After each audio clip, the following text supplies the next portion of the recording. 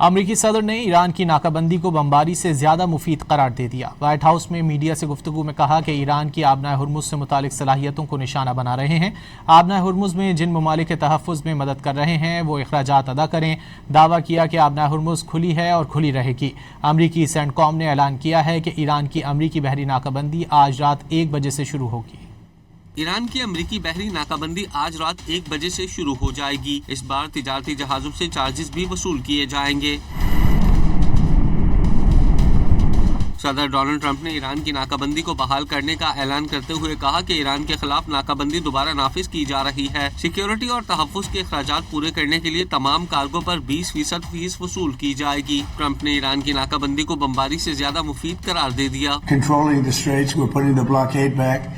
And it's a blockade not for anybody but Iran. In other words, anybody doing business with Iran can't go through. Everyone else will be able to go through.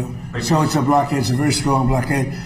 The blockade was probably more effective even than hitting them, but I think the combination is the thing that really does. I want to be reimbursed because we're protecting a very rich portion of the world. We're spending money.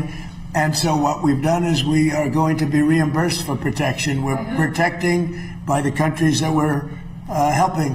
For instance, you look at the 5 countries. You have Saudi Arabia, you have UAE, you have Qatar, as I always say, you have Qatar, Bahrain, and by the way, you have others. You have Kuwait, and you have others, and they will do very well. CENTCOM کے مطابق امریکی forces in تمام جہازوں کے خلاف ناکابندی نافذ کریں گی جو ایرانی بندرگاہوں یا ساحلی علاقوں کی طرف جا رہے ہوں گے یا وہاں سے آ رہے ہوں گے۔